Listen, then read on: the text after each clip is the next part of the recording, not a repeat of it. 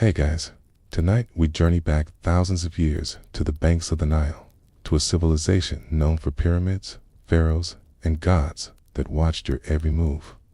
But behind the gold masks and grand temples lies a much harsher reality. We're asking, what would happen if you lived just one day in ancient Egypt? Let me tell you, the sun isn't the only thing that will roast you alive. So, before you get comfortable, take a moment to like the video and subscribe, but only if you genuinely enjoy what I do here, And let me know in the comments where you're retuning in from and what time it is for you. It's always fascinating to see who's joining us from around the world. Now, dim the lights. Maybe turn on a fan for that soft background hum. And let's ease into tonight's journey together. Welcome to ancient Egypt, land of pyramids, gods, and relentless ultraviolet violence. Before you even open your eyes, the sun is already blasting through your reed hut, like it's auditioning for the role of unforgiving sky god. There are no curtains, no shades, and certainly no air conditioning. Just the raw, unforgiving heat of the desert, baking everything, including you, by breakfast. You're lying on a straw mat with a linen sheet that's more suggestion than protection. The Nile breeze you were promised in all those travel documentaries, it's gone. So probably died sometime around 2800 BC.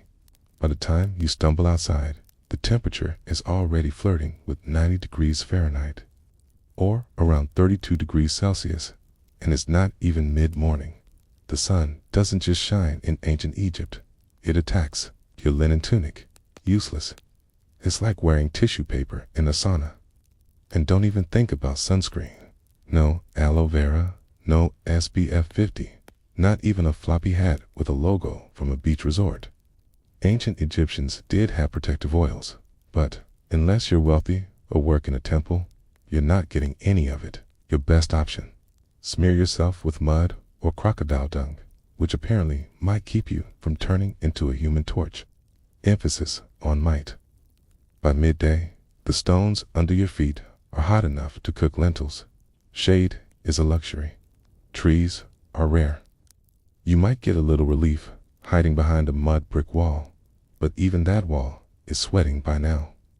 You, on the other hand, look like someone threw you into a clay oven and forgot to set a timer. And you better not complain. Ra, the sun god, is watching. In ancient Egypt, the sun wasn't just weather. It was divine authority. The penal authority. The hotter the day, the more powerful RA was feeling. So basically, if you're melting, it's a spiritual compliment. In short, surviving one day in ancient Egypt requires hydration, humility, and an ironclad tolerance for feeling like a roast chicken. And this is just the morning. You're finally out of bed, or rather, off your scratchy straw mat. And the good news is, the Nile is just a short walk away. It's the bad news. You can already smell it before you see it. It's the mighty Nile, the life giver of ancient Egypt, revered as sacred, the reason civilization here even exists. But let's be honest, it also smells like a fish market had a bad breakup with a swamp. The banks are buzzing with flies, frogs, and things that probably shouldn't have legs, but do. Still, this is where you bathe. Soap hasn't been invented yet. And even if it had, you couldn't afford it. Instead, you lather yourself in the freshest cleansing technology of the day: sand. That's right, exfoliation the Egyptian way. Just rub yourself down with coarse grains and call it skincare. It's like nature's sandpaper, but less effective. It's washing clothes. It's also done in the Nile. And by washing, we mean pounding them against rocks while praying that a crocodile doesn't mistake your laundry for a tasty midday snack. Oh, and just to make things more fun, let's not forget the occasional sewage runoff from upstream. Remember, people, livestock, and the occasional funeral boat all share this river. And yet, somehow, this is considered clean. Scrub, rinse, and emerge feeling slightly less sticky and only moderately more worried about leeches. If you're a city dweller in Memphis or Thebes, you might be lucky enough to use a public basin or cistern, but for everyone else, it's Nile or nothing. Expect privacy. This is a public bathing space shared by families, neighbors, livestock, and the odd ibis pecking around your ankles like it pays rent. Water jars are filled and balanced on heads, carried back to your mud brick house before the midday heat turns the clay into toast. It's a daily ritual, spiritual, necessary, and slightly traumatic. So, yes, the Nile is sacred. It feeds you, cleans you, and quenches your thirst. But let's not pretend it's a sparkling oasis. In reality, it's part miracle, part biohazard, and all you've got. By now, you've bathed in the crocodile-infested Nile. You've sandpapered yourself semi-clean. Your body feels like a baked fig. Time for breakfast, the most important and least glamorous meal of your ancient Egyptian day. Let's set expectations. There are no eggs Benedict, no fruit bowls, and absolutely no iced lattes. Breakfast in ancient Egypt is less of a culinary event and more of a tactical refueling operation. You sit on a low stool if you have one, or just squat in a corner like everyone else. The centerpiece of your meal. Bread, lots of it, coarse and often as chewy as a leather sandal. It's made from emmer, wheat, or barley and baked in clay ovens that may or may not be shared by the local rats. And don't be surprised if there's sand in your slice. Not as a topping, just an uninvited ingredient from the grinding stones. A daily dose of minerals, you could say. Then comes the beer. But don't get excited. This isn't crisp, bubbly craft ale. This is thick, cloudy, lukewarm liquid bread. More porridge than pint. It's packed with calories and vaguely fermented. It's a medieval smoothie with a faint taste of sour cereal and survival. Even children drink it. It's not to be edgy, but because it's safer than water.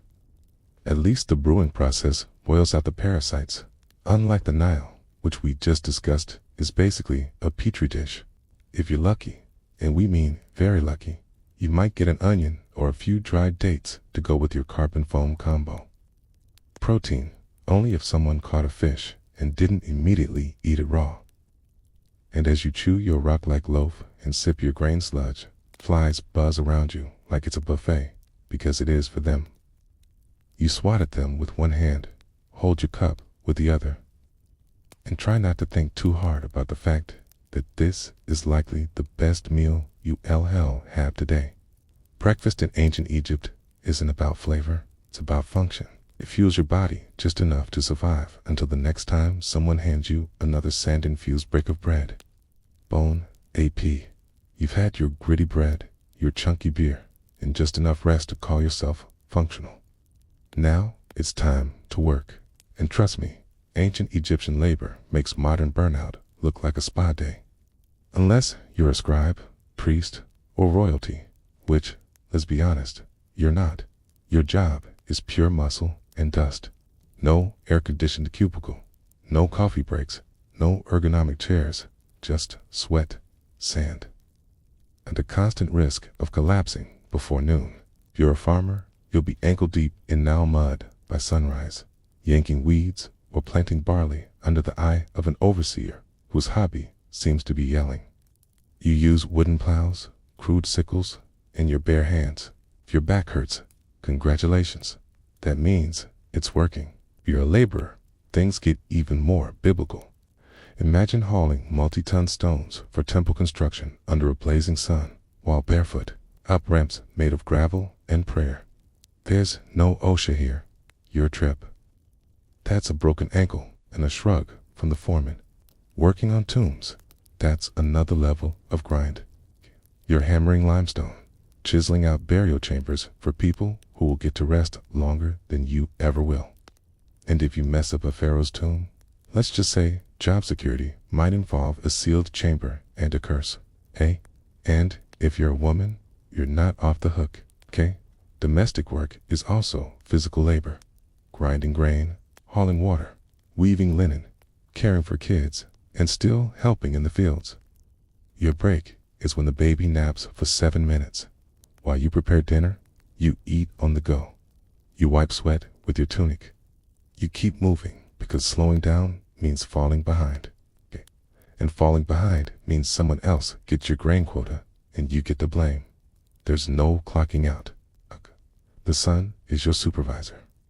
When it finally sinks behind the horizon, you crawl home halfway live, dust-caked, and dreaming of softer sandals and a less aggressive sun god. Work in ancient Egypt isn't just hard, it's endless. It's a full-body commitment to survival, day after day, until your body gives out or your overseer decides you're not worth feeding. And that's not even the worst of it. After sweating your soul out in the fields or quarry, you might be tempted to grumble. Maybe something small, a little "this job stinks," or "why am I doing this again?" Stop right there.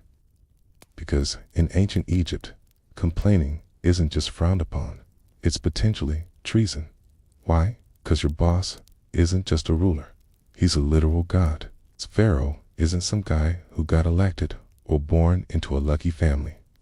He's the human embodiment of Horus, son of Ra, chosen by the heavens to rule over Egypt and keep Mat, divine cosmic order, intact. In other words, if the river floods, well, this year, thank the Pharaoh. If it doesn't, well, maybe you didn't pray hard enough. Questioning his authority isn't just rude, it's blasphemy.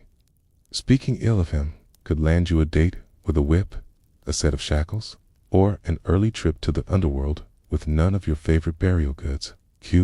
See his face everywhere, on statues, temple walls, coins, even bread molds. His name is chanted in rituals. His image is painted larger than everyone else's in every mural. That's not artistic exaggeration. That's law. And don't expect to ever see him. If you're a commoner, the closest you'll get is watching a golden bark float by during a religious festival. Blink, and he's gone, back to a palace you'll never enter, surrounded by officials, guards, scribes. Can't enough gold to finance a small civilization, which, fun fact, he basically does. If you're lucky enough to work on a royal project, say a tomb, a temple, or a statue the size of a mountain, you serve with divine joy. At least, that's what the state says. You say it too, because pretending you're honored to carve stone for 14 hours a day is safer than the alternative. And don't even think about rebellion. Pharaohs crush uprisings faster than you can say dynasty. Just ask the last village that tried to withhold taxes. Oh wait, you can't. It no longer exists. So, yes, the Pharaoh is divine. And you're just lucky to be allowed to sweat in his name. Now, get back to work. If you thought surviving under the sun was hard, just wait until you realize that in ancient Egypt, sand is your roommate, co-worker, seasoning, and mortal enemy. It's everywhere. In your clothes, in your bed, in your food. There is no escaping it. You could be working, praying, sleeping, or minding your own business in the market, and suddenly, a gust of hot wind sweeps by and turns your face into a grainy exfoliation experiment you did unasked for. Start with the clothes. You wear linen. It's light, breathable, and about as effective at keeping sand out as a screen door is at holding back soup. Slides down your tunic, clings to your skin, and somehow finds its way into places you didn't know had creases. Eating. Good luck. Every loaf of bread is basically a sand trap. Since flour was ground between stone slabs, little bits of grit made their way into the dough. Egyptians didn't just eat their wheat, they ate their millstones too. Why ancient dental remains are often worn flat like river rocks. Imagine chewing your breakfast while also filing your molars daily. And if you thought your house was a sand-free zone, think again. If your mud brick home has gaps, crevices, and windows with no class-perfect portals for wind-blown sand, your floors are covered, your cooking pots are full. Your bed is basically a sand pit disguised as furniture. Shoes, optional at best. Most Egyptians walked barefoot, meaning you're always one step away from turning your feet into battered leather sandals. If you do have footwear, it's usually a basic pair of sandals made from reeds. Fashionable, perhaps. Protective. Not remotely.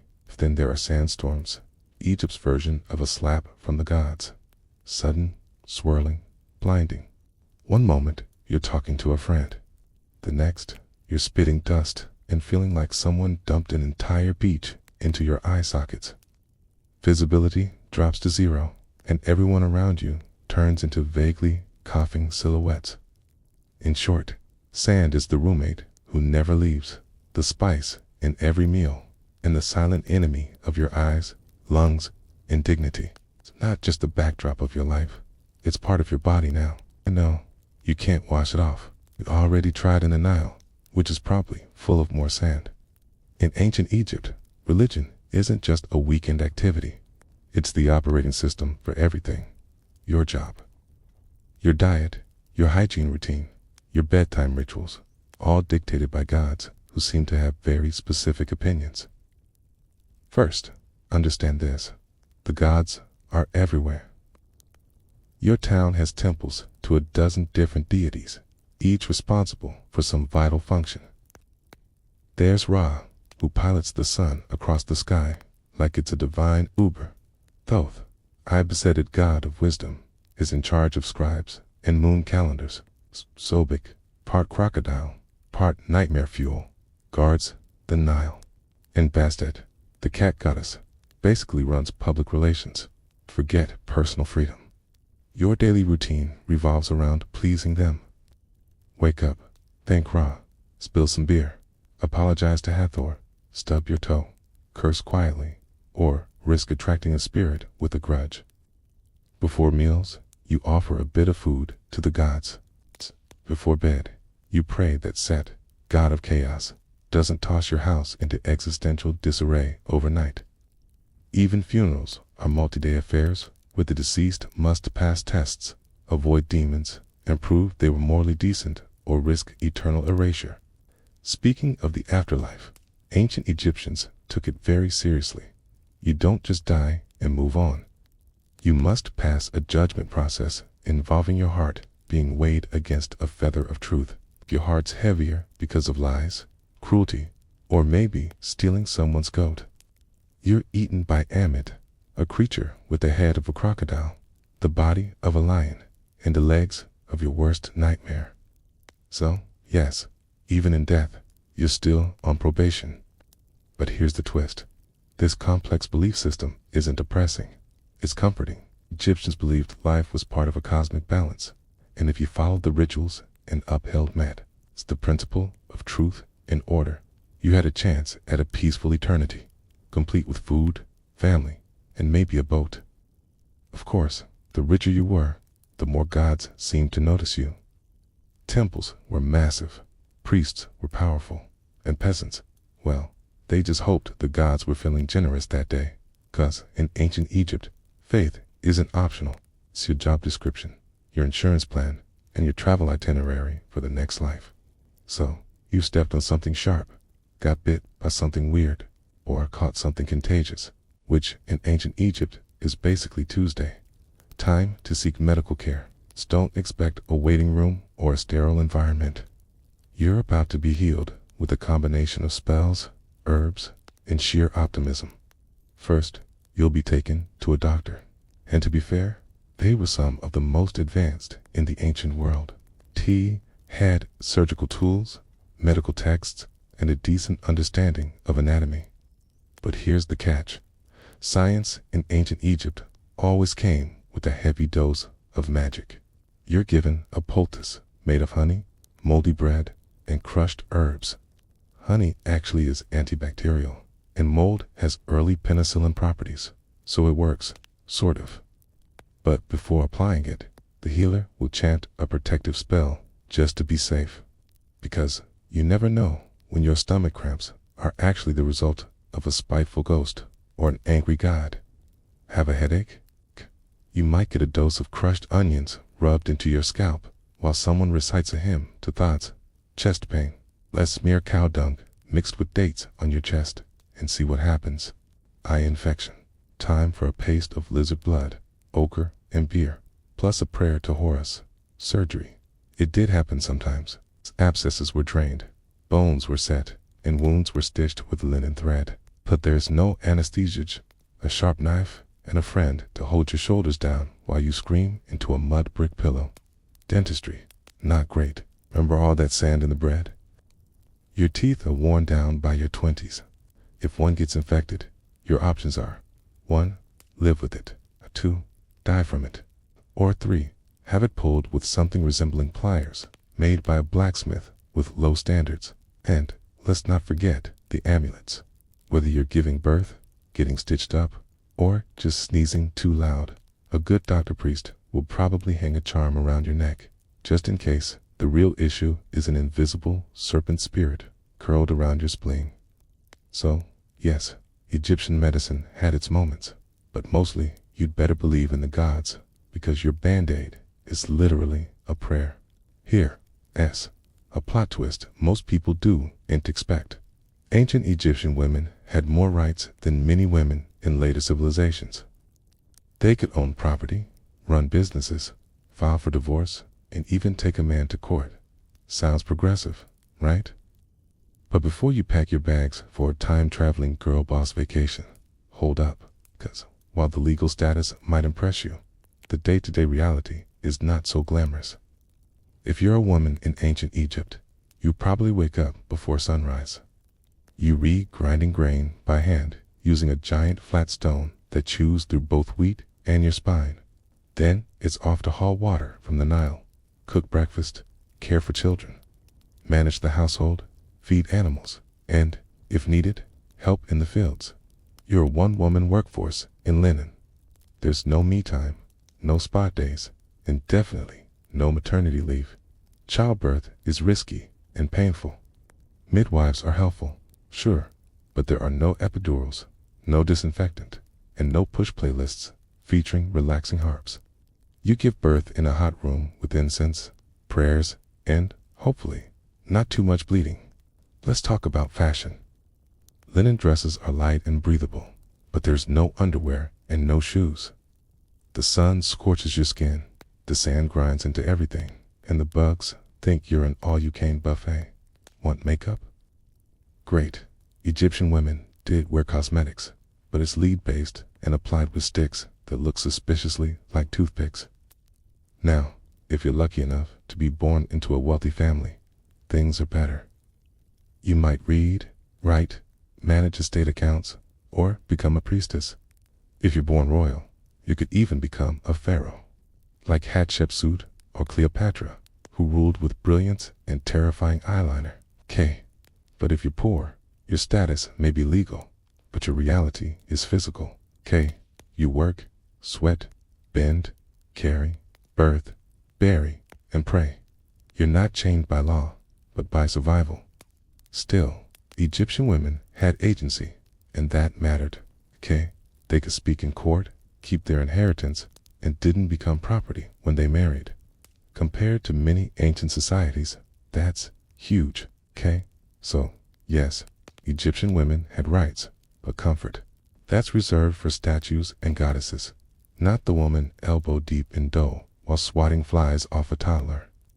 You made it through another grueling day in ancient Egypt. You ate your gritty bread, hauled your buckets, avoided divine wrath, and maybe even dodged a sandstorm. Time to relax, right? Wrong. Because in ancient Egypt, your real test begins after you die. Death isn't the end. It's just the beginning of an incredibly bureaucratic, multi-phase journey through the underworld. And if you thought the labor overseer was strict, wait until you meet the gods of judgment. First, your soul takes a trip to the Hall of Met. Here, before a tribunal of 42 deities, you must proclaim your innocence in what's basically the oldest legal deposition in history.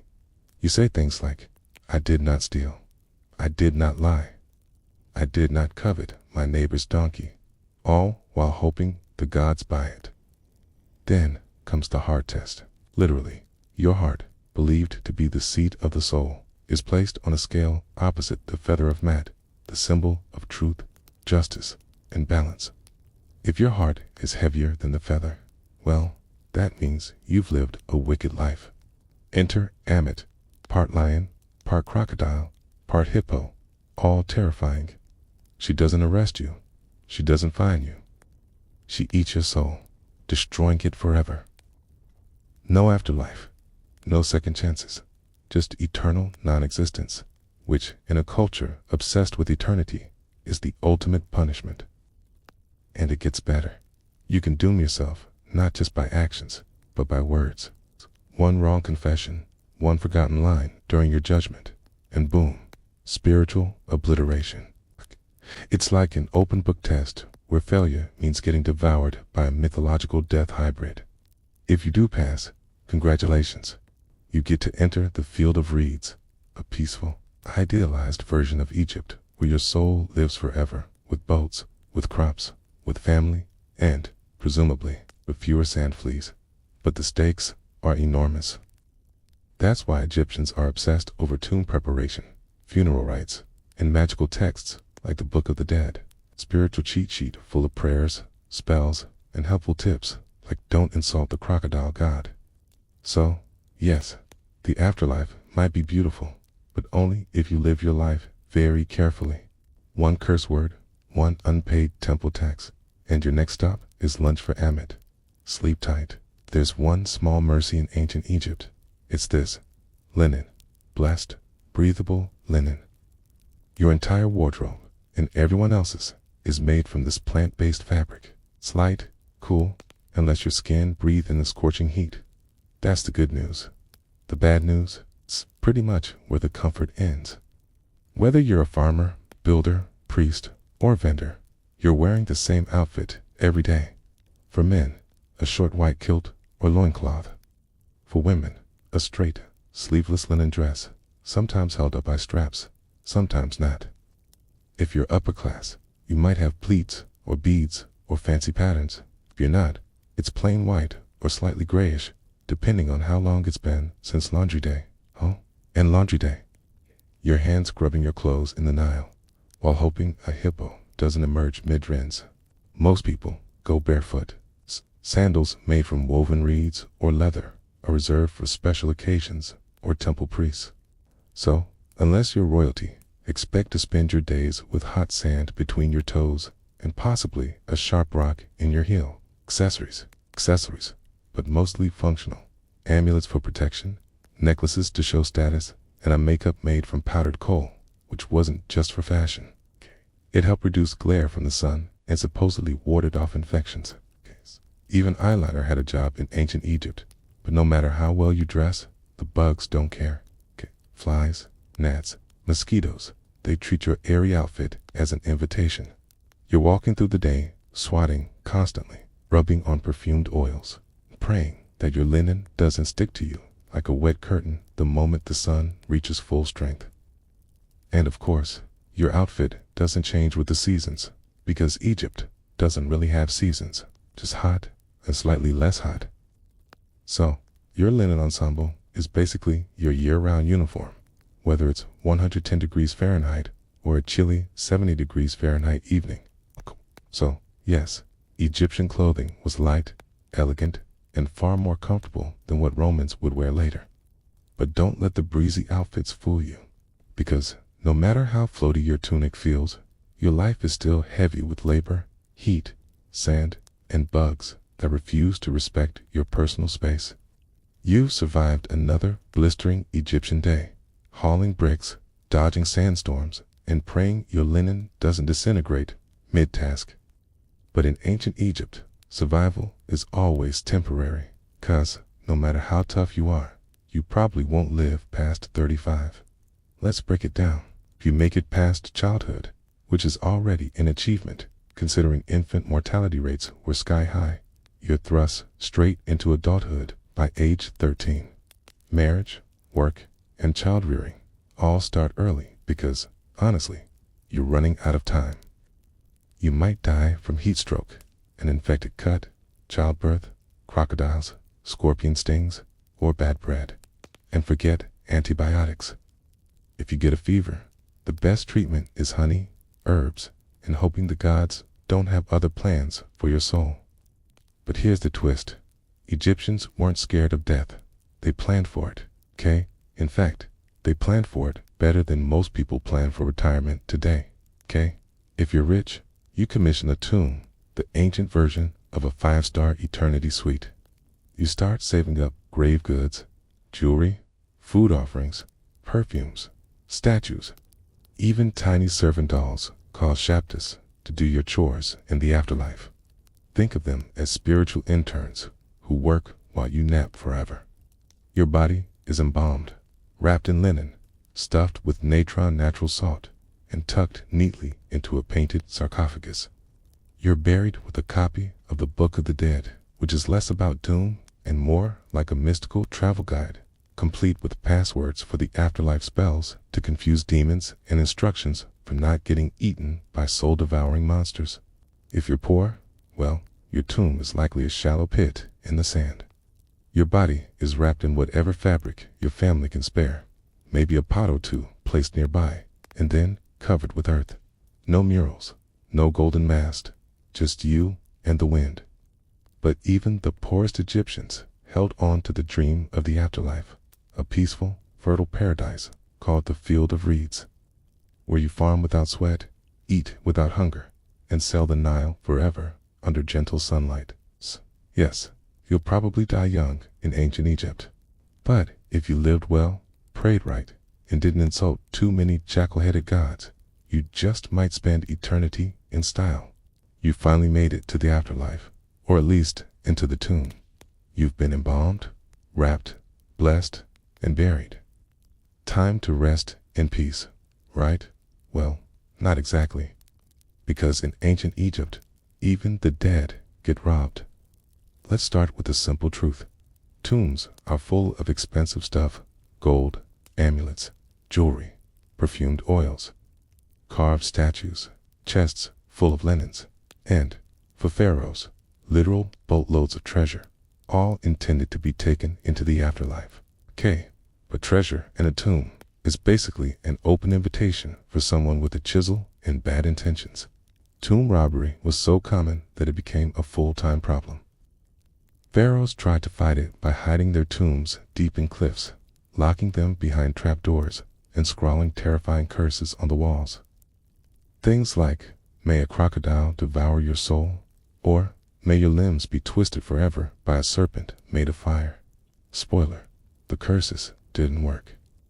Grave robbers came anyway, at night, in secret, with inside knowledge. Sometimes they were locals. Sometimes they were corrupt workers who helped build the tombs. In some cases, even priests and guards were in on it. And the punishment for getting caught, severe.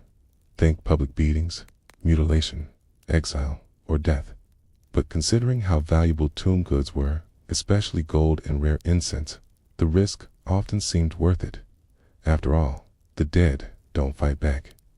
But it's not just the wealthy who got robbed. Even commonest graves were disturbed. Poor Egyptians might have been buried with a small pot of beer or a loaf of bread for the afterlife. It was still worth stealing. Food was scarce. Tools were valuable. And linen was currency. The irony, tomb robbing wasn't just about greed. Sometimes it was about survival. Egypt went through famines, political collapse, and invasions.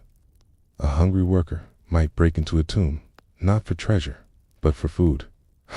And when your children are starving, a few funeral offerings look less like sacred objects and more like dinner. So, in ancient Egypt, you're not safe just because you're dead. Your tomb can be looted, your name erased, and your mummy unwrapped by some desperate soul with a pickaxe and poor moral judgment. Rest in peace, only if no one knows where you're buried. We've all seen them, those majestic, mysterious carvings on the walls of temples and tombs: kais, snakes, lotus flowers, men walking sideways like they're on a fashion runway. Ancient Egyptian hieroglyphs, visually stunning and insanely difficult to learn. Sure, they look cool, but try reading them. Hieroglyphs weren't just decorative art. They were a full-blown writing system with over 700 characters and growing. Some symbols represent entire words. Others are sounds, and many are determinatives, which clarify meaning because, writing the word star with an actual star symbol might be too straightforward, okay? And don't expect spaces or punctuation. Ancient Egyptian writing was basically one long, beautiful riddle with artistic flair, zero vowels, and a deep need for context. Oh, and it can be written left to right to left, or top to bottom, depending on what the scribe felt like that day. The trick: look at which way the birds or people are facing. That's your reading direction. If they're facing right, read right. Facing left, read left. And if they're upside down, good luck. Learning to write hieroglyphs wasn't for commoners. Literacy was rare. Maybe 1% of the population could actually read and write. If you wanted in, you had to become a scribe, which meant years of intense education, starting as a child. You'd memorize hundreds of symbols, copy endless scrolls, and practice so much that your hand probably curled into a claw by age 15. But the payoff? Huge. Scribes were respected, well-fed, and never made to haul bricks under the sun. Instead, they wrote tax records, court documents, letters, and religious texts. They were essential to society and protected from most manual labor. In a world where writing was power, scribes ruled quietly from the shadows. For the rest of the population, though, writing was something magical. Literally, hieroglyphs were believed to have sacred power. Writing someone's name preserves their soul. Erasing it, total spiritual annihilation. So, yeah, spelling really mattered. So, while hieroglyphs may look like ancient emoji, they're more like a linguistic Rubik's Cube wrapped in myth, math, and mystery. Beautiful, yes. Easy to learn? Absolutely not. After 14 chapters of heat, hunger, sand, superstition, and back-breaking labor, it's time to ask the big question. Would you survive a single day in ancient Egypt? Let's be honest, probably not. Sure, it's easy to romanticize the ancient world. Golden tombs, lotus-scented air, graceful hieroglyphs, gods with animal heads, and a thing for order and beauty. But behind the iconic monuments and stunning art was a world of brutal realities that spared no one but the elite. If your average Egyptian day started with a dirt floor, a cloud of flies, and the knowledge that if you didn't work, you didn't eat. You walked barefoot on blazing sand, hauled water, cooked over open fires, shouldered with bugs, smoke, and livestock. You worried about disease, divine punishment, and whether a snake might slither into your sleeping mat. You had no toothpaste, no medicine, no retirement plan. Okay, and if you were lucky, maybe 2 changes of linen. You served a god king who could take your land with a decree, a climate that cooked your skin by noon, and a religion that required you to pass a literal divine test after death, just to get into the good version of the afterlife. Let's also not forget the things you didn't have. No antibiotics, no sunscreen, no privacy, no plumbing, no painkillers, and no easy escape. Once you were born into your class, that was it. No promotions, no career changes, no finding yourself. You were either a scribe, a farmer, a laborer, a mother, a servant, or dead. And yet, for all this, the ancient Egyptians weren't miserable. They believed deeply in their gods, their purpose, and the beauty of life. They loved music, dance, food, family, and festivals. They joked, they painted. They imagined eternity with enough clarity to build stone monuments that still stand today. For a modern person, without your air conditioning, your filtered water, your Advil, your sneakers, and your smartphone, you'd fold before the second sandstorm hit. So no, you wouldn't last a day in ancient Egypt, but that's okay, because they lasted thousands of years. And maybe, just maybe, that's why we still talk about them. In the heart of ancient Teotihuacan, one pyramid refuses to be forgotten. Its surface is adorned not with peaceful symbols of faith or gentle gods, but with snarling, open-mouthed stone serpents, dozens of them. They jut out from the temple's facade as if frozen in mid-strike, fangs bared, eyes wide. This is the temple of the feathered serpent, known to many as the Temple of Quetzalcoatl. But unlike most temples that reach for the sky with reverence, this one feels different. It feels predatory. From the moment you approach it, there's an eerie sense that you're being watched. The stone serpent heads aren't mere decoration. They were warnings, symbols of divine wrath. And beneath their gaze, something horrific once unfolded. Excavations over the past few decades have revealed something that archaeologists didn't expect. Hidden beneath the temple's base were not just ceremonial offerings, but something far more disturbing. Human remains, tent, and not a handful. Over 200 bodies, many of them decapitated, hands bound behind their backs. Young men, warriors perhaps, buried in groups, ritual sacrifices arranged with mathematical precision. Some were buried with obsidian knives at their sides, others with necklaces made of human teeth or jewelry crafted from jawbones. They weren't simply thrown into the ground. They were deliberately placed in positions of symbolic significance. It's clear this was no mass grave. It was a message, a divine transaction carved into stone and sealed with blood. But what kind of belief system justifies such horror? Who demanded so many lives be taken at once? The Temple of the Feathered Serpent wasn't just a religious building. It was a theater of power, a place where rulers fused cosmology, warfare, heart, and fear to maintain control over a city of more than 100,000 souls. In this ritual, bloodletting may have been the cost of keeping the cosmos in balance. As you stand before this temple today, gazing at those stone serpents, you're not just looking at art or architecture.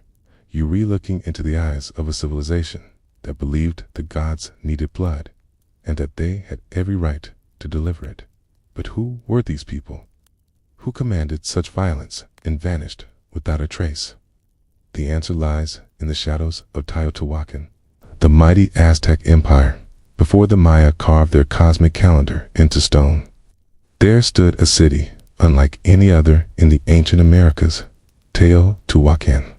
Its name, given by the later Aztecs, means the place where gods were born. And when you walk its immense avenue of the dead, flanked by pyramids that scrape the heavens, you start to understand why. At its height, around 100 to 250 CE, Teotihuacan was a sprawling metropolis of over 100,000 people, making it one of the largest cities in the world at the time, rivaling ancient Rome, Alexandria, and Chang'an in size and influence. It was a city meticulously planned: wide boulevards, gridded streets, apartment compounds, housing, extended families, multi-story structures made from volcanic stone. And at the center of it all, 3 massive pyramids: the Pyramid of the Moon, the Pyramid of the Sun, and the Temple of the Feathered Serpent. But here's what makes Teotihuacan different. No one knows who built it. Seriously, to this day, we don't know the name of the people who constructed this place. We don't even know what they called themselves. There are no written records, no kings' names carved into stone. Teotihuacan seems to have been a society ruled not by a single monarch, but perhaps by a council, theocracy, or something altogether foreign to our understanding of ancient power. And despite this anonymity, their influence was colossal. Evidence of Teotihuacan's power has been found hundreds of miles away, from the Maya cities of Tikal and Copan to the distant Smallpox capital of Monte Alban. Obsidian blades, ceramic styles, murals, and even political meddling. In one case, Teotihuacan emissaries may have helped overthrow a local Maya king to install a ruler more favorable to their interests. But how did they maintain such a vast network? How did a city with no known writing system command such authority across Mesoamerica? The answer may lie in how they combined cosmic ideology with statecraft. Their temples were more than places of worship. They were tools of control, aligning perfectly with astronomical events, serving as theaters of ritual sacrifice, and reminding every citizen and every visitor that Teotihuacan was no ordinary city. It was the axis of the world, a sacred engine that kept time, fate, and blood flowing in sync. And at the heart of it all stood the temple of the feathered serpent. To understand the temple, you must first understand the deity it was dedicated to, the feathered serpent, known later by the Aztecs as Quetzalcoatl and to the Maya as Culcan. This figure is one of the most enigmatic gods in all of Mesoamerican mythology. But in Teotihuacan, centuries before the Aztecs rose to power, the feathered serpent was already a central, possibly supreme divine force. But here's the paradox. What kind of god is both a serpent and a bird? Think about that. Serpents slither through the underworld. They shed their skin, symbolizing rebirth, duality, and death. Birds soar high in the sky, closer to the sun, representing freedom, divinity, and life-giving wind. To combine these two, earthbound and sky-dwelling, death and life, chaos and order, was to create something entirely cosmic, something terrifyingly powerful. The feathered serpent wasn't just a god. He was a bridge between worlds. On the facade of the temple, carved in deep relief, we see dozens of his images. Goggle eyes, bare teeth, plumed headdresses. Some historians believe these represent the god himself. Others suggest they're warriors or priestly figures adorned in divine regalia to signal their authority. Either way, they are everywhere. The temple is covered in these snake-bird hybrids, as if the structure itself breathes with divine presence. But the feathered serpent wasn't just a god of the heavens. He was intimately tied to sacrifice. Blood was the fuel that kept the cosmos in motion. And Quetzalcoatl, though later remembered as a gentle, civilizing deity, had a much darker role in Teotihuacan. He demanded offerings, and not just of maize or incense, but of life itself. In some myths, he descended into the underworld to retrieve the bones of the dead and create humankind. But to bring life from death, there had to be a trade. The gods sacrificed themselves for humanity, and humans in return were expected to do the same. The temple of the feathered serpent wasn't just a monument to faith. It was a cosmic engine designed to link the sky, the earth, and the underworld through ritual. Every stone, every serpent head, every buried victim fit into that system. Teotihuacan didn't just worship the feathered serpent. They embodied his logic, paradox, power, and blood. And the most disturbing truths were hidden beneath the surface. For centuries, the temple of the feathered serpent stood silently, a weathered, imposing structure, half swallowed by time. Locals whispered legends. Scholars made guesses. But no one could have imagined what was buried beneath its layered stones until archaeologists broke through in the late 1980s and early 2000s. What they found wasn't just unexpected, it was unsettling. Hidden beneath the temple's foundations were a series of long sealed chambers and pits, each filled with carefully arranged human remains. These weren't the messy results of war or disease. These were deliberate sacrifices, systematic, ritualistic, cold. The victims, numbering over 200, were young men, many between 15 and 25. Some wore necklaces made of human jawbones. Others had their hands tied behind their backs. A few were decapitated. Obsidian knives, sharp and black as night, were scattered nearby, the unmistakable tools of ritual slaughter. And this is where it gets darker. The arrangement of the bodies followed geometric and symbolic patterns. They weren't buried randomly. They were placed in quadrants, cardinal directions, possibly to mirror the cosmos. Even the number of bodies mattered. It wasn't just about death. It was about meaningful death. Offerings surrounded the victims: jaguar bones, serpents, exotic shells from the distant Gulf Coast, figurines, and obsidian blades that had never been used in battle. This wasn't punishment. It was a gift. These young men, most likely warriors, had been selected not to die in disgrace, but to die as part of something transcendent. To the Teotihuacanos, the very act of building a temple may have required human sacrifice. It was as if every stone had to be consecrated with blood. Every layer was raised only after an offering had been made. The deeper you dig, the more sacrifice you find. In one chamber, archaeologists discovered elaborate tunnels filled with mercury and mica, materials associated with the underworld. The floor glimmered like water. Was this a symbolic passage to the land of the dead? A mirror of the night sky? The more they excavated, the more it felt like the temple was not built on top of death, but constructed to encase it. The blood didn't stain the stone by accident. The stone was meant to hold the blood, and all of it was for the gods.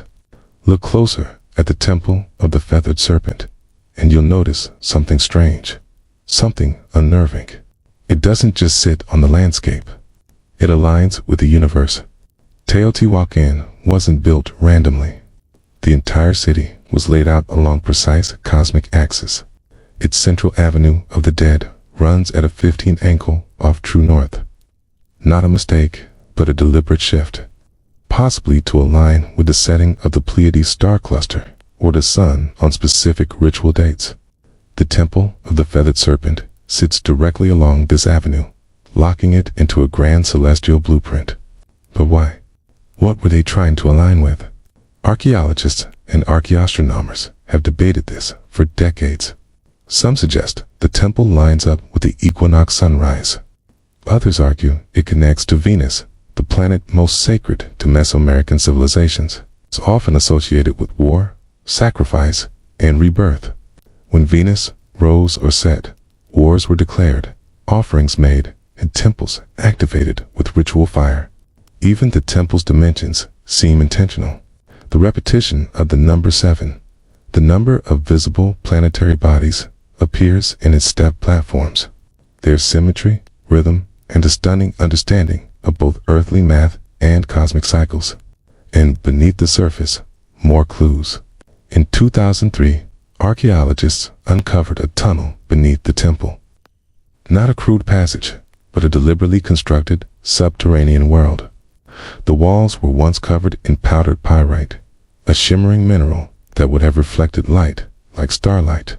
Combined with mercury pools and mica-lined walls, the tunnel seemed designed to replicate the cosmos itself. To walk through it would be like traveling through the Milky Way, a symbolic journey to the underworld, or perhaps to rebirth. Was this temple not just a place of sacrifice, but a cosmic machine, a portal that aligned earth, sky, and the spirit realm? Some scholars believe Teoti saw time as circular, not linear. Every ritual, every building, every sacrifice wasn't a one-time event. It was part of an eternal cycle. Death leading to renewal, sacrifice fueling rebirth. The temple's alignment may have helped predict celestial movements, coordinate harvests, and, more importantly, time when to offer blood. The temple of the feathered serpent wasn't just looking at the stars. It was trying to speak to them. The temple of the feathered serpent wasn't just a spiritual beacon. It was a political weapon. Its very design was meant to overwhelm, to intimidate, to remind every viewer, local or foreign, who held the reins of power in Teotihuacan. Imagine standing in its shadow 1,800 years ago.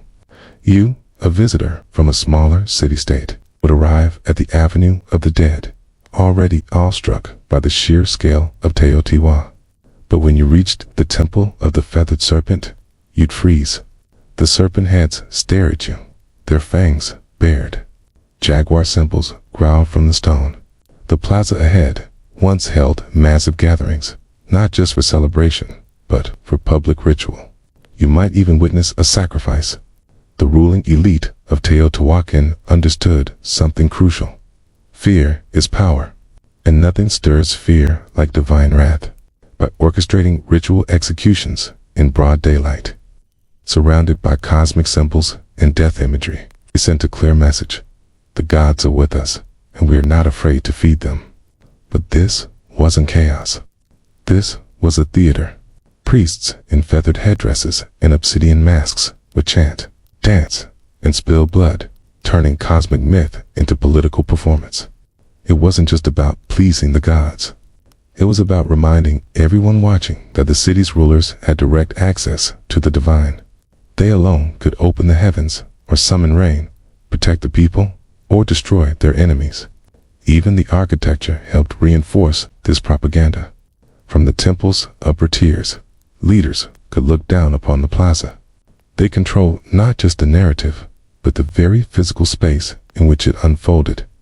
The people looked up at the gods, at the rulers, at the sacrifices, and knew their place. And for outsiders, Teotihuacan didn't need to conquer with swords. It is conquered with symbols. Visiting dignitaries would carry home tales of awe and terror. They would speak of the feathered serpents, the endless avenues, the blood rituals that lit the sky red. In a world where gods ruled through fear, Teotihuacan positioned itself as their chosen mouthpiece. And the temple of the feathered serpent was the loudest voice of all. At its peak, Teotihuacan was the heartbeat of Mesoamerica, a city of fire and stone, of gods and blood, a city that seemed destined to last forever. But around the year 550 CE, something changed. Something broke, and the silence that followed was as chilling as the temple's stone serpent heads. The fall of Teotihuacan was not loud and glorious. It was gradual, then sudden. Signs of strain began appearing decades earlier. Signs that the cosmic engine was faltering. Evidence points to a long period of drought, crop failure, and social unrest. The very systems that had sustained this grand city's centralized power. Religious dominance, cosmic order began to crack under pressure. And then came the fire. Archaeologists have uncovered widespread burn layers across elite compounds, temples, and administrative buildings, including signs of violent destruction at the Temple of the Feathered Serpent. What's strange is that the lower-class residential areas were mostly untouched. This wasn't an external invasion. This was an uprising, a rebellion, possibly from within. The very people who once watched sacrifices in awe may have risen against their priest-kings. The Temple of the Feathered Serpent, once a symbol of divine authority, was ransacked. Sculptures were defaced.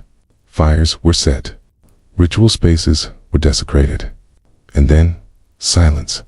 Teotihuacan wasn't completely abandoned overnight, but it lost its soul. Trade networks collapsed. Artistic production ceased. The great rituals stopped. The ruling elite disappeared. The temple no longer spoke. And yet, the mystery only deepened. Because, while the city faded, its memory endured. Centuries later, the Aztecs arrived in the Valley of Mexico and stumbled upon its ruins. They were awestruck. They believed gods had built this place. They named it Teotihuacan, the place where gods were born. They built their own myths around its pyramids, revering it as sacred ground. Even as they had no idea who its original builders were. To them, the Temple of the Feathered Serpent was not a ruin. It was a relic of divine truth. But the irony remains, the most powerful city of its time, built on cosmic order and blood, vanished without a written word, without a final record, leaving behind only stone and questions. The gods, it seemed, had gone quiet. For over 1,000 years, the Temple of the Feathered Serpent lay buried beneath layers of dust, volcanic ash, and silence. Locals avoided it. Farmers tilled around it. And the world forgot it until the modern age of archaeology arrived and cracked open the secrets buried within its heart. In the early 20th century, Mexican archaeologists began excavating Teotihuacan. What they found was astonishing. A perfectly engineered city, far older than the Aztecs.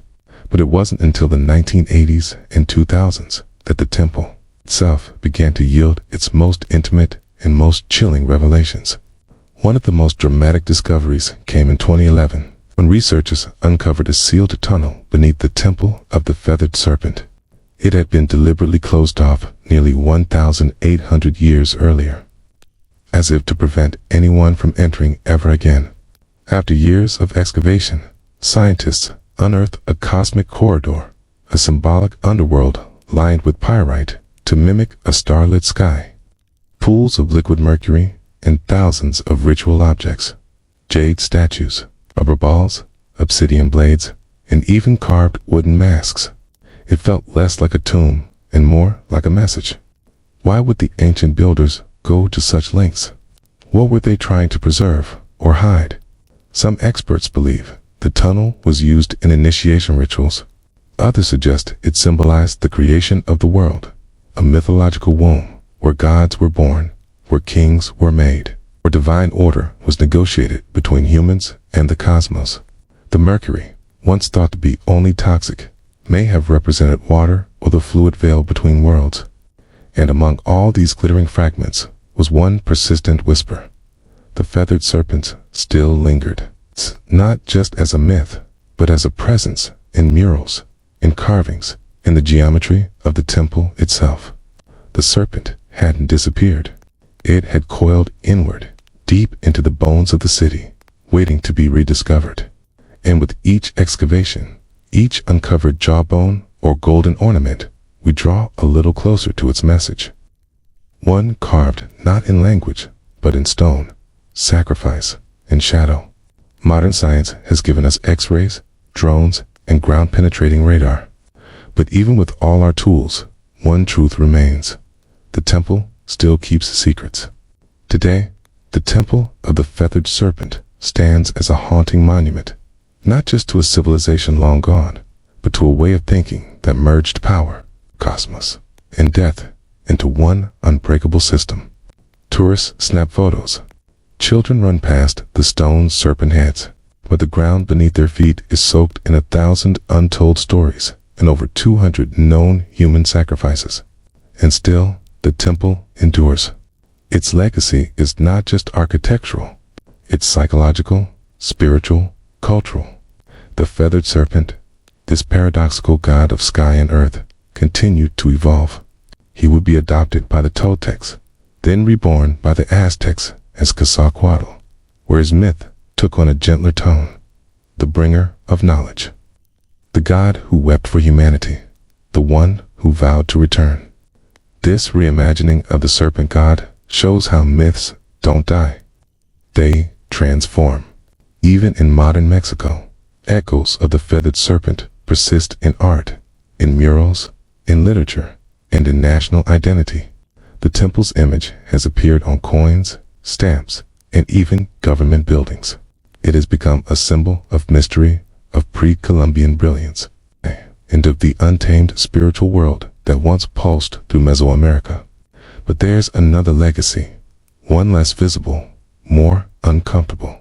The Temple of the Feathered Serpent forces us to confront the price of belief. It asks hard questions. How far will humans go to feel connected to the divine? What happens when power and religion become indistinguishable? Can beauty coexist with terror? In many ways, the temple isn't just a historical site. It's a mirror, a reflection of us, our fascination with life after death, our hunger for meaning, our capacity to build monuments of staggering beauty and to stain them with blood. The temple teaches us that greatness comes with shadows. Our civilizations can soar to impossible heights while burying their secrets beneath the stones. And maybe that's why we keep returning, not just to visit, but to understand. Because deep down, we know the serpent is still watching, not to strike, but to remind us of what we once were and what we still might be. Before we spoke in words, we spoke in rhythm. Tens of thousands of years ago, long before the invention of writing, even before the birth of language itself, early humans began to create something that could only be described as sound with intention, not speech, not melody, but rhythm. A hand slapping hollow bark, a stick tapping a stone, a foot stomping earth in time.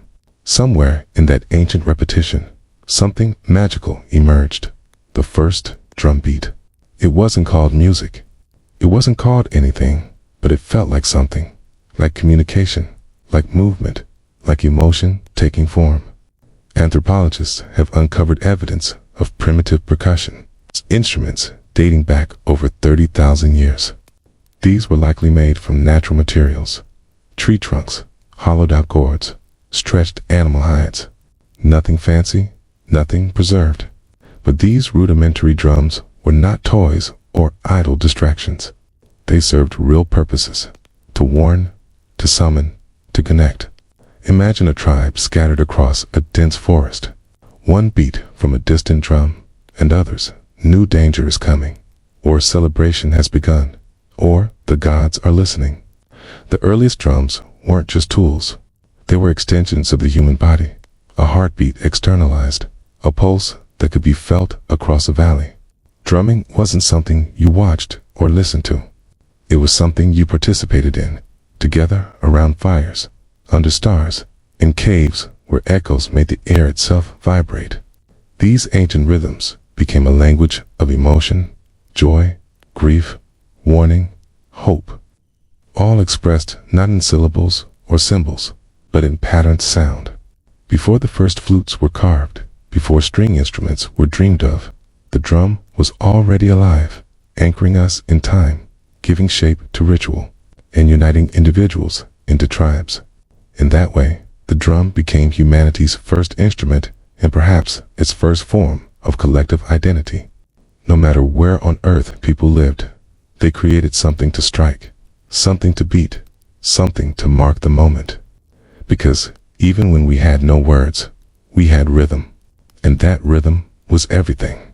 In the cradle of early human civilization, drums were not just instruments, they were sacred voices. Every tribe, every culture, every corner of the earth developed its own rhythm, but the purpose was nearly universal: to commune with the unseen. In Africa, where some of the world's earliest drums emerged, rhythm was deeply intertwined with life, death, and ancestry.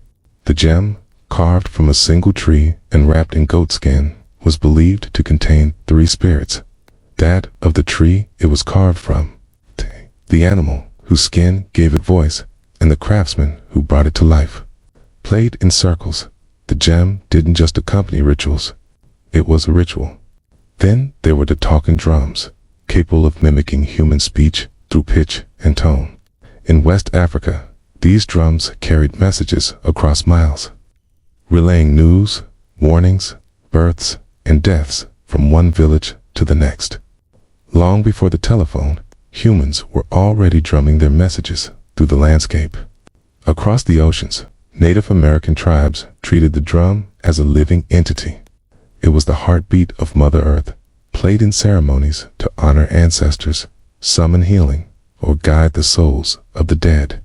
The large POWO drum, played by a circle of drummers, was both a musical and spiritual engine, a communal pulse that aligned humans with nature and spirit.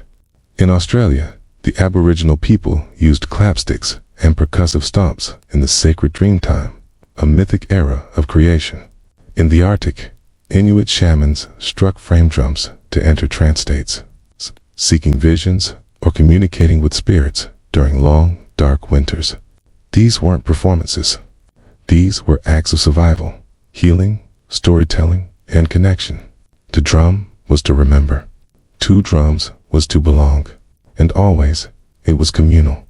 Drums brought people together into sacred circles, synchronizing hearts and intentions. No sheet music, no stage, just bodies moving, hands striking, souls stirring, all unified by rhythm. It didn't matter where on earth you stood. If you heard a drum in the distance, you knew something sacred was happening, something that words alone could never express. From sacred circles to bloody battlefields, the drum has always spoken, sometimes with comfort and sometimes with command. As human societies evolved into kingdoms and empires, drums transformed into tools of domination, instruments of order, and weapons of fear. The earliest armies didn't have radios or megaphones. They had drums. In ancient China, massive drums called bao were struck to coordinate troops across vast terrains. With a single resonant boom, commanders could signal a charge, retreat, or flanking maneuver. These drums weren't just loud. They were strategic. Each rhythm meant something specific, and trained soldiers knew how to listen, even through the chaos of battle. In Mesopotamia, temple drums were used to announce rulers and summon the public. But in times of conflict, They echoed through city walls, terrifying enemies with a deep, relentless thunder. It wasn't just percussion. It was psychological warfare. When the Romans marched, they brought with them the tympanum, a framed drum used in processions and by cults like that of Sibylle, though not a battlefield instrument in the way horns and standards were. It carried symbolic power, a sound of empire, discipline, and order. But no army wielded drums quite like the Ottomans. Their Metter bands, the world's first known military orchestras, unleashed an overwhelming storm of drums, cymbals, and horns before battles. The relentless pounding of kurs, giant kettle drums, and Devol, double-headed bass drums, struck terror into the hearts of enemy forces. Some European accounts describe soldiers freezing in panic before even seeing the Ottomans, paralyzed by sound. Drums also enforced power off the battlefield. In royal courts across Asia, Africa, and Europe, drum ensembles announced arrivals, marked coronations, and underscored political rituals. To beat a drum was to declare, power is present. Even enslaved people in the Americas used drums as tools of resistance. On plantations, rhythmic communication kept culture alive and helped orchestrate secret rebellions. The drum, even under oppression, refused to be silenced. So, whether it signaled divine right, military discipline, or raw fear, the drum has always carried a message. This is who rules, this is who marches, and this is the rhythm of power. As civilizations branched out across continents, so too did their rhythms, evolving in form, purpose, and philosophy. In the East, drums became tools of precision, spirituality, and ceremony. In the West, they leaned into military power and eventually orchestral grandeur. Two worlds, two paths, one heartbeat. In India, the drum became a sacred instrument of divine language. The tabla, with its crisp tones and fluid grace, was used in classical music and devotional performances. But it was more than accompaniment. It was a conversation. Each stroke had a name, a meaning, a syllabic identity. Indian drumming wasn't just percussive. It was spoken poetry, trained over decades. The tabla player was not just a musician. He was a linguist of rhythm. In Japan, the taiko drum emerged as a ceremonial giant, played in Shinto rituals, theater, and war. Taiko required not just technical skill, but physical discipline. The drummers moved with martial precision, their stances grounded like warriors. In festivals, the booming taiko echoed through mountain valleys, believed to drive away evil spirits and call the gods down to earth. Meanwhile, in Indonesia, the kendang drum led the hypnotic flows of gamelan orchestras, keeping dancers and musicians in sacred temple ceremonies. These rhythms were layered, interlocked, and celestial, a sonic reflection of cosmic harmony. Across the world, in Europe, drums had a different story. They were largely utilitarian during the medieval period, signaling soldiers, marking time, enforcing discipline. It wasn't until the Renaissance and Baroque eras that drums began to enter formal music. Even then, kept in the background, timpani, thundering beneath royal fanfares or echoing in grand cathedrals. In this divergence, you see two philosophies. The East saw rhythm as art and spirit, something tied to breath, chant, and meditation. The West saw it as structure and force, a tool to rally, march, and measure. But both understood the drum's core power to shape time, to dictate pace, to elevate ritual, to connect humans in ways that transcend language. East or West, sacred or strategic, the drum remained central, always listening, always speaking. From mountaintop temples to jungle clearings, from desert fires to candlelit cathedrals, drums have always had a place where the human meets the divine. Long before organized religion took root, rhythm was already a sacred language, a way to pray, to summon, to transcend. In Africa, drums were not just instruments. They were spiritual beings. In Yoruba traditions, for example, The bata drum was used to communicate with the orishas, gods, and ancestral spirits. Drummers weren't performers. They were priests. The rhythms they played were encoded prayers, inviting the gods to descend and dance among the living. Each pattern had a purpose, each beat a direction.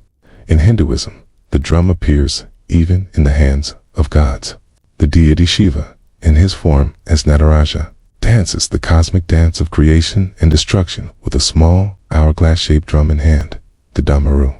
Its beat represents the pulse of the universe itself, from silence to sound, from void to form. The drum is a divine heartbeat. In Buddhism, the ritual frame drum is used in monastic chants and meditation ceremonies. Its slow, soft strikes guide breath and awareness, acting like a metronome for the soul. It's not loud. It's not aggressive. It simply reminds the practitioner to return, again and again, to the present moment. Across the Americas, indigenous tribes use drums in vision quests, sweat lodges, and healing ceremonies. The beat is constant, steady, mimicking the rhythm of the womb, helping participants enter trance states or connect with ancestral spirits. In these spaces, the drum doesn't just accompany prayer. It is the prayer. Even within Christianity, where rhythm was often subdued, the drum still found a sacred role. In gospel traditions, particularly in African American churches, drums became a means of praise and power, a heartbeat behind voices lifted in devotion, a reminder of struggle, hope, and divine rhythm in every life. No matter the faith, the ritual, or the God invoked, the drum has been there, not as decoration, but as a vessel for energy, intention, and the mysteries we cannot speak. Because when words fail in worship, rhythm remains, and the divine always listens. For thousands of years, drums were solitary instruments, one body, one sound, one purpose. But in the heart of the industrial age, something revolutionary happened. In factories, streets, and music halls, percussion was reimagined. And by the early 20th century, multiple drums were no longer scattered across a stage. They were united, forming something entirely new. The drum kit. It was born out of necessity. In the late 1800s, military and theater bands required several percussionists to play bass drum, snare, cymbals, and woodblocks, each handled by a different person. But space was tight, and budgets were tighter. So, drummers began to combine instruments into a single playable setup. By 1909, the first bass drum pedal was patented. A drummer could now strike a massive drum with one foot, freeing their hands to do more. The idea caught fire. Over the next few decades, drummers added hi-hats, toms, cowbells, and ride cymbals, creating a setup that could mimic an entire percussion section, all from one seat. What emerged was more than a tool. It was the drummer's throne. And then came jazz. In smoky clubs, in underground dance halls of New Orleans and Chicago, the drum kit exploded into life. Jazz drummers didn't just keep time. They played the kit like a voice, with syncopation, swing, and sensitivity. Legends like Gene Krupa and Buddy Rich turned the drum set into a lead instrument. Rhythm became storytelling. As jazz evolved into rock, the drum kit grew louder, heavier, and more powerful. The 1960s and 70s saw kits expand with multiple toms, splash cymbals, and double bass pedals. Drummers like John Bonham, Neil Peart, and Keith Moon pushed the limits of stamina and creativity. The drummer wasn't in the background anymore. He or she was the engine. Today, the drum kit is a global staple, from gospel churches to EDM stages, from punk garages to world tours. And even as digital kits and drum machines rise, the physicality of a live drum kit, the sticks, the skins, the sweat remains irreplaceable.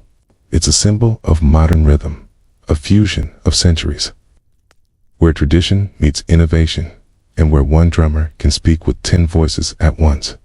The world beats in thousands of dialects, and so do its drums. From continent to continent, culture to culture, the drum has taken countless forms, each carrying a distinct identity, sound, and purpose. These aren't just instruments. They're cultural signatures crafted from local materials, shaped by local hands, steeped in the rhythms of everyday life.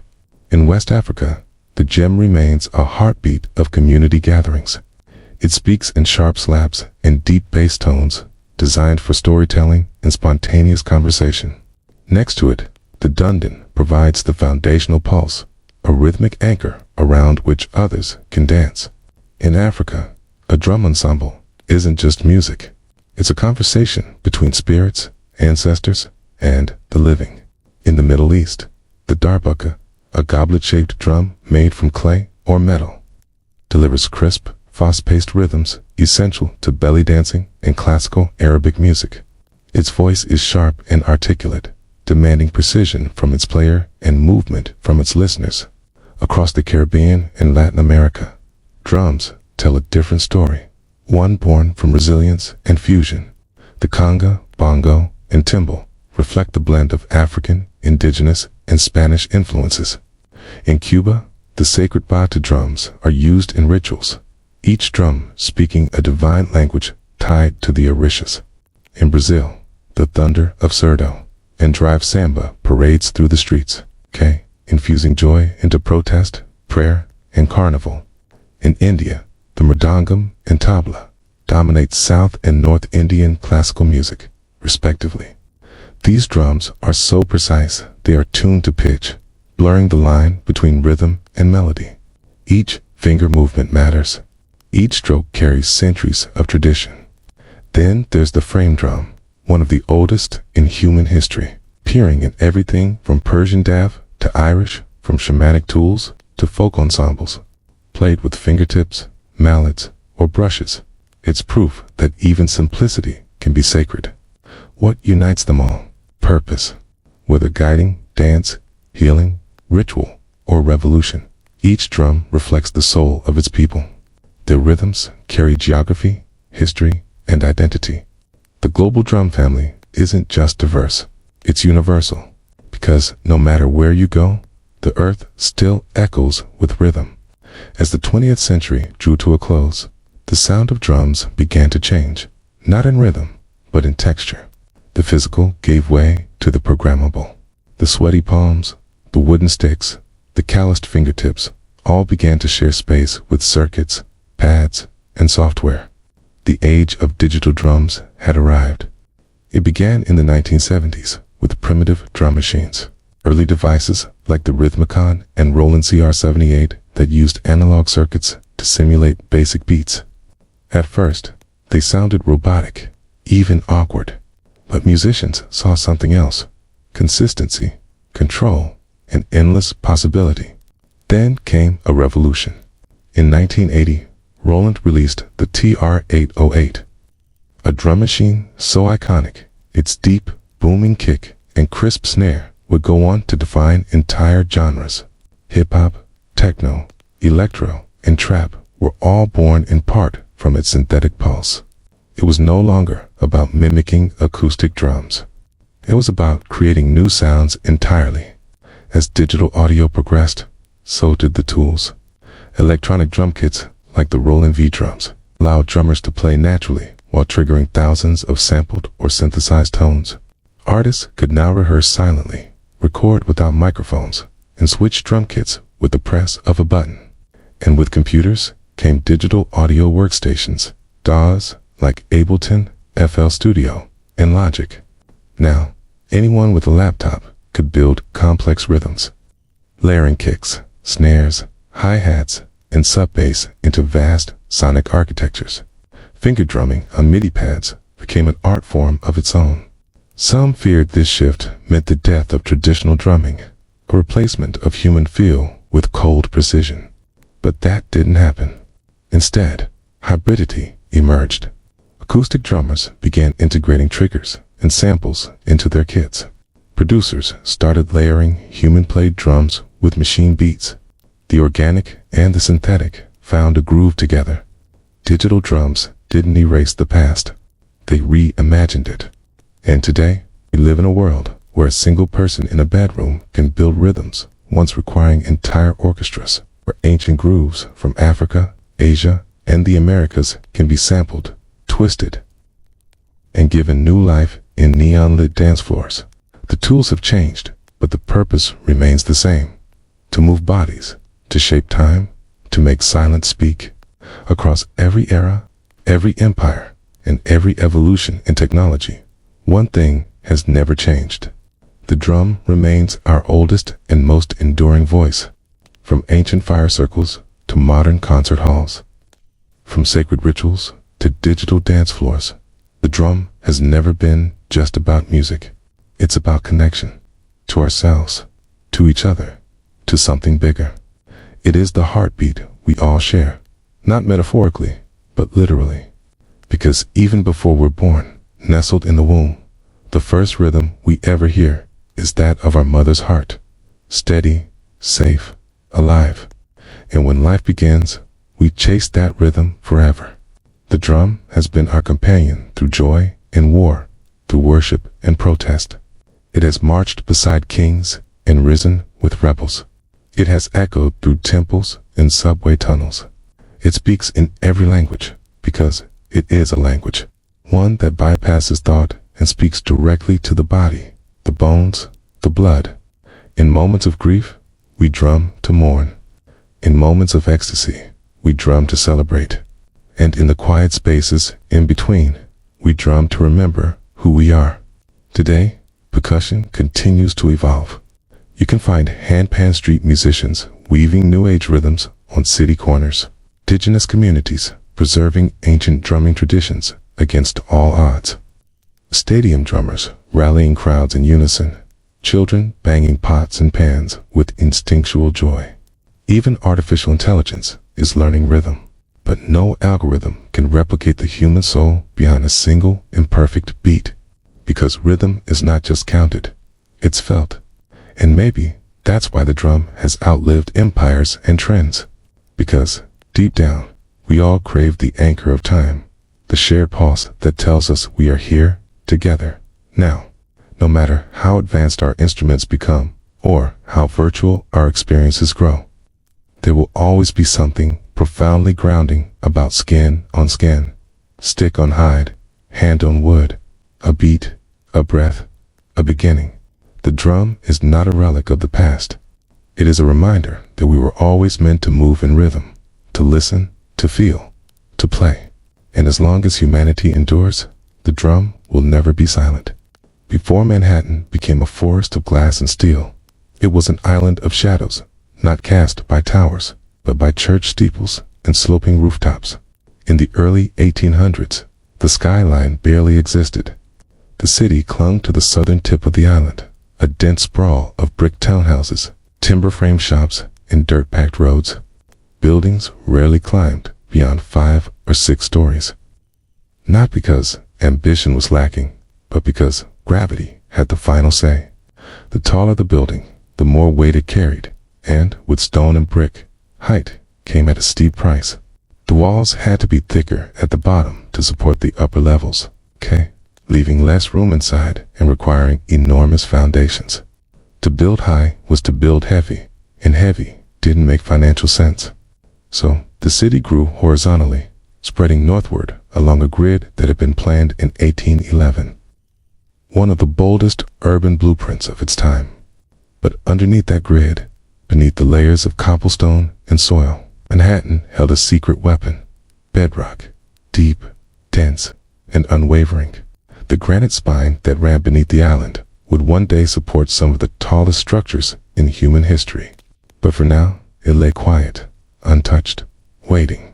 Life in early Manhattan was noisy but grounded. Commerce bustled in the harbor, ships lined the piers, and horses clattered through narrow streets. The economy grew, immigration surged, and the island swelled with energy. But still, the city hugged the ground.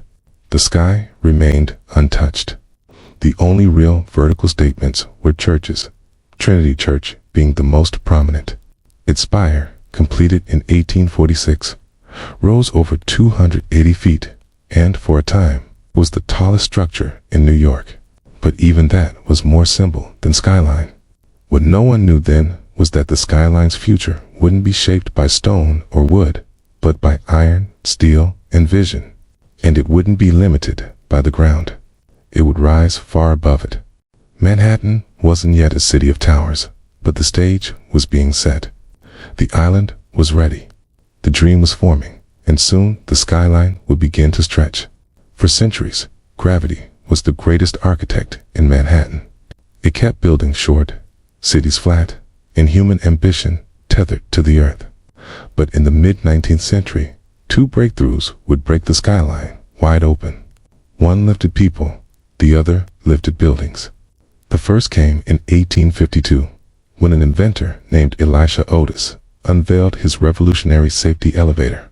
In a dramatic demonstration at the New York Crystal Palace, Otis stood on a platform suspended high above a crowd. He ordered the rope to be cut. The crowd gasped, but the platform didn't fall. A hidden mechanism locked the lift in place. With that single, breathtaking moment, Otis changed the rules of height. Until then, the top floors of buildings were the cheapest. No one wanted to climb stairs. But once elevators became safe and practical, those upper floors became premium space, offering light, air, and status. The vertical city suddenly made economic sense. But being able to move people upward wasn't enough. Buildings still relied on load-bearing walls, which grew thicker and more cumbersome the higher they went. That's where innovation number 2 arrived: the steel skeleton.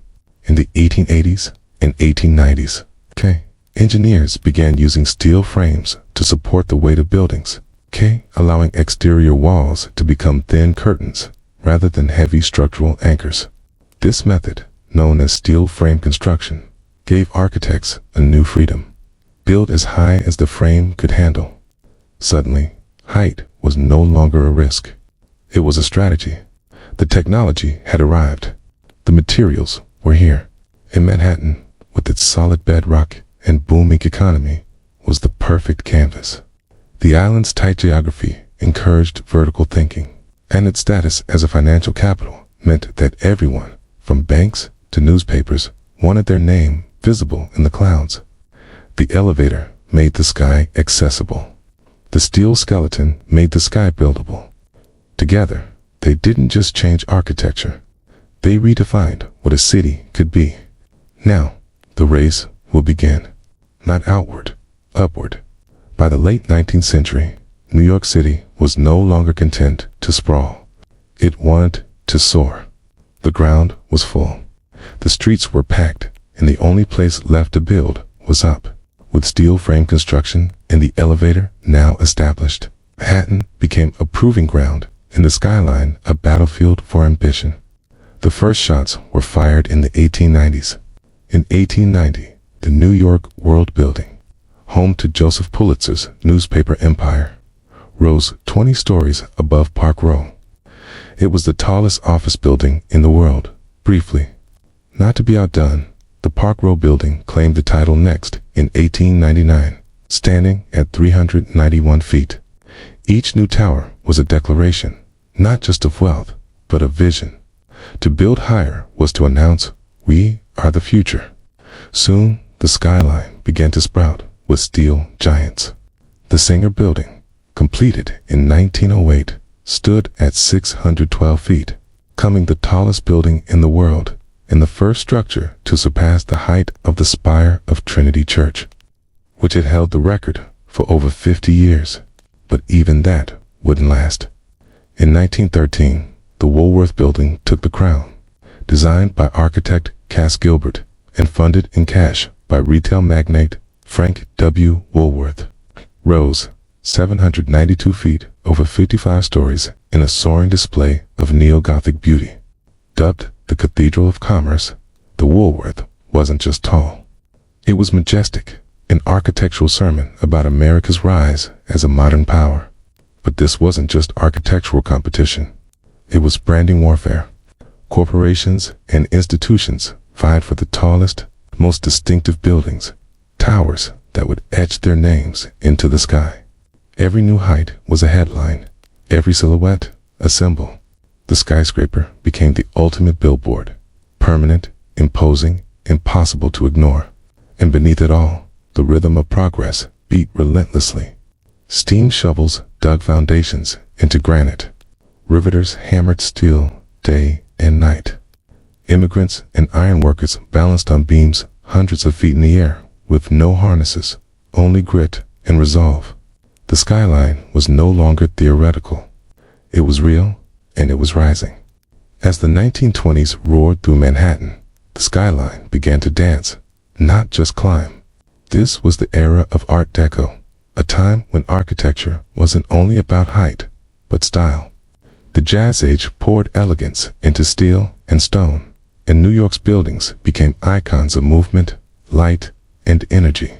The most dazzling of them all was the Chrysler Building. Completed in 1930, it stood 1,046 feet tall, briefly becoming the tallest building in the world. Commissioned by car magnate Walter Chrysler, the tower wasn't just a monument to corporate success. It was a symphony of design. Its stainless steel spire, built in secret and hoisted into place overnight, shimmered in the sun like a crown. Ornamental eagles, modeled after hood ornaments, jutted from the corners like guardians of the future. With its curves, chevrons, and machine-age detailing, the Chrysler Building didn't just scrape the sky. It seduced it. But the race wasn't over. Just a few blocks away, another titan was rising. The Empire State Building, completed in 1931 during the depths of the Great Depression, soared to 1,250 feet, stealing the title from Chrysler and holding it for nearly 40 years. Built in just 410 days, with thousands of workers laboring through wind, snow, and steel dust, the Empire State wasn't just a building. It was a message. New York endures. While much of the country struggled, Manhattan pushed upward. Its buildings mirrored the era's dual identity. Elegant but aggressive, optimistic yet competitive. The Art Deco style captured the contradictions of the time. Geometric but graceful, modern but steeped in myth. Towers weren't just functional. They were sculpted, glowing at night like beacons of possibility. And yet, beneath all that glitter, there was purpose. These skyscrapers were built by barons and moguls who wanted more than profit. They wanted legacy, a permanent place in the skyline and in history. By the end of the 1930s, Manhattan's silhouette had taken shape. The city was no longer just a capital of finance. It was a cathedral of ambition. A skyline that didn't whisper progress, it shouted it. After World War II, Manhattan's skyline entered a new phase. One less ornamental, more corporate. The elegance of Art Deco gave way to glass, steel, and straight lines. America was now a global superpower, and New York was the front office of that empire. The skyline adapted accordingly, not with decorative spires, but with monuments of efficiency. In 1952, the United Nations headquarters rose on the East River. A bold, boxy glass tower flanked by low marble wings. It marked a shift in tone, global, diplomatic, futuristic. It wasn't just a building. It was an architectural statement about international order in the atomic age, and it set the tone for what would follow. Next came the Lever House in 1952 and the Seagram Building in 1958, both defining examples of the international style. These towers, with their curtain walls of reflective glass and steel frames, were minimalist by design, free of decoration, stripped of sentiment. They didn't look like cathedrals or castles. They looked like machines, precise, modern, and ruthlessly practical. The Seagram Building, designed by Ludwig Mies van der Rohe, was especially influential. Its bronze-tinted glass, uniform grid, and open plaza introduced a new kind of urban presence, not to impress with flourishes, but to project order, discipline, and power. This was corporate architecture at its peak, cold, beautiful, and authoritative. As businesses boomed, so did the skyline. Midtown became the hub for America's major corporations, banks, media companies, and law firms. These new skyscrapers didn't compete for beauty. They competed for square footage, for location, and for presence on the horizon. Gone were the soaring spires and gargoyles. In their place stood mirrored monoliths, anonymous giants that reflected not just the clouds, but the ambitions of Wall Street. And yet, in their silence and simplicity, these towers spoke volumes. They told the story of a country obsessed with growth, precision, and modernity. They defined the corporate era, shaping the look and feel of cities across the globe. But even amid all this glass and steel, one thing remained true. The skyline was still a symbol. Only now, it whispered power rather than shouted beauty. By the late 1960s, New York was already a vertical masterpiece, but it still had room to dream bigger. That dream took shape at the southern tip of Manhattan, where a pair of identical towers would soon alter the skyline forever. They were bold, controversial, and unlike anything the world had ever seen. They were the twin towers of the World Trade Center, conceived as a hub for global commerce. The World Trade Center project was overseen by the Port Authority of New York and New Jersey. Architect Minoru Yamasaki designed the buildings with a radical, minimalist approach. Vertical lines, aluminum cladding, no setbacks. Each tower would rise over 1,360 feet, dwarfing every building before them. The ambition wasn't just architectural, it was ideological, a statement of global connectivity, a new temple for capitalism. Construction began in 1966. To make room, an entire neighborhood, Radio Row, was raised. The foundations required a revolutionary technique known as the slurry wall, allowing engineers to build deep into the soft riverbed while holding back the Hudson. It was one of the most challenging engineering feats of its time. When completed in 1973, the Twin Towers weren't universally loved. Some critics called them sterile or boxy. Others mourned the loss of the ornate towers of the past. But to many, the towers were pure presence, bold, confident, and commanding. They didn't dance with the sky like the Chrysler. They didn't taper like the Empire State. They stood firm, twin pillars of certainty and scale. More than just buildings, the World Trade Center became an international symbol of business, of unity, of American might. People came from around the world to visit the observation decks, to dine at windows on the world, or simply to stare up in awe from the plaza below. For nearly 3 decades, the Twin Towers dominated Lower Manhattan. They anchored the skyline, giving it symmetry and gravitas. And while other cities built taller structures, none carried the iconic weight of those 2 towers, rising side by side. The skyline had changed once again, this time not with ornament or artistry, but with monumental ambition. On the morning of September 11, 2001, the Manhattan skyline changed forever, not by cranes or construction, but by violence and smoke. In less than 2 hours, the Twin Towers of the World Trade Center collapsed into dust, fire, and twisted steel. Thousands of lives were lost, and the 2 pillars that had once defined Lower Manhattan were gone. The attack wasn't just an assault on people or buildings. It was an assault on symbols, on what those towers stood for: commerce, modernity, freedom, ambition. For decades, the Twin Towers had defined the southern end of the island. Their clean, monolithic forms had become visual shorthand for New York itself. Now, that skyline was fractured. In the days and weeks that followed, Lower Manhattan became a wound. Open, smoldering, raw. Where once there had been height and light, there was only absence. And that absence echoed. Photographs of the skyline looked hollow. The familiar silhouette was broken. And the space that had once pulsed with global energy became known as Ground Zero.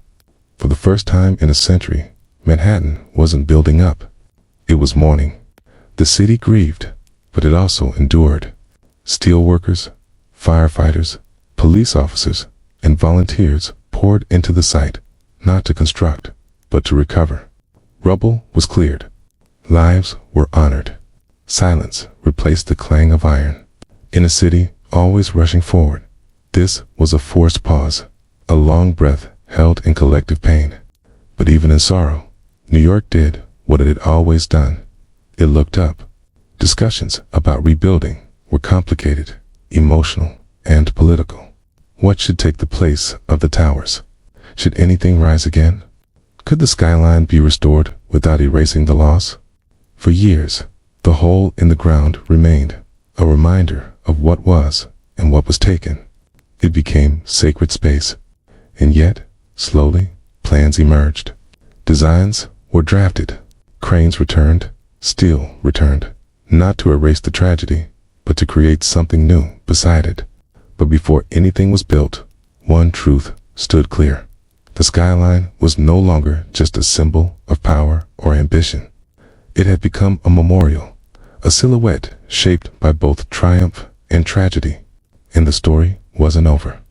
In the aftermath of devastation, a city known for speed, ambition, and movement paused, not to surrender, but to reimagine. Rebuilding the Manhattan skyline after 9/11 wasn't just a matter of architecture. It was a matter of identity. What would rise in place of the Twin Towers? Could anything? The answers came slowly. In 2003, a design by architect Daniel Libeskind was selected for the new World Trade Center site. It wasn't just about height. It was about healing, memory, and renewal. The plan would blend commercial space with public memorials, parks, transportation, and light. It wasn't a return to what had been. It was a statement of what could be. At the heart of it all stood a new tower, One World Trade Center, originally called the Freedom Tower, rising from the northwest corner of Ground Zero. It would become the tallest building in the Western Hemisphere at 1,776 feet, a number chosen to echo the year of America's independence. But this wasn't just about patriotism. It was about defiance, about reaching up again despite loss. Construction began in 2006, and in 2014, One World Trade Center opened its doors, clad in shimmering glass and standing like a crystal obelisk. It didn't try to imitate the past. It offered something new, reflection, both literal and symbolic. The building changes with the sky, glowing, darkening, disappearing, depending on the light. It is presence without arrogance. Beside it, the 9/11 memorial opened in 2011. Two deep voids where the original towers once stood, each with a continuous waterfall and the names of the fallen etched into bronze. It's not just part of the skyline. It's part of the city's soul. The new skyline took years to take shape. Other towers rose, 3 WTC, 4 WTC, and 7 WTC, each one sleek, modern, and purposeful. Together, they represent not just a city rebuilt, but a city transformed. New York didn't just replace what was lost. It evolved. It honored the past while building for the future. And in doing so, it reminded the world of something deeply American and deeply human. You can knock a city down, but you can't keep it from rising. Today, the Manhattan skyline is more than a collection of buildings. It is a living symbol of ambition, of resilience, of the American dream itself. No other silhouette in the world carries so much weight. It's etched into pop culture, history, and memory.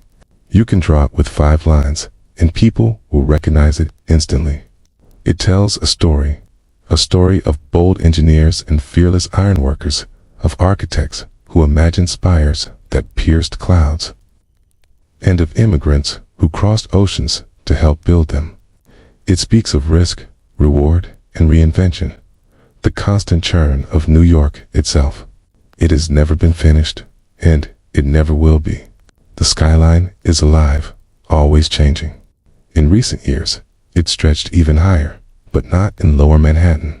This time, the vertical race moved uptown, along Billionaire's Row, super slender residential towers like 432 Park Avenue, Central Park Tower, and 111 West 57th Street now rise like needles above Midtown.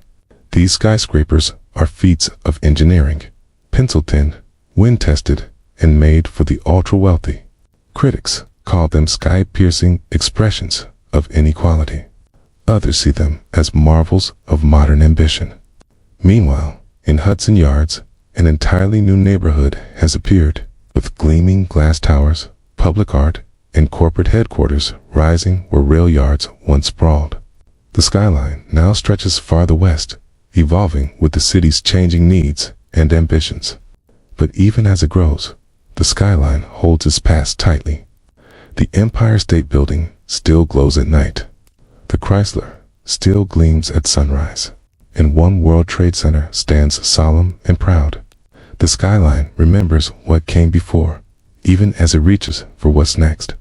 More than any monument or statue, it is the skyline that defines New York, not just in form, but in meaning.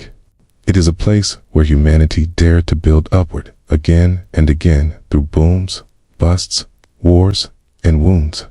A city of millions reflected in steel and glass. It doesn't just mark where the city ends. It marks where dreams begin. Because in Manhattan, the sky has never been the limit. It's just the next floor.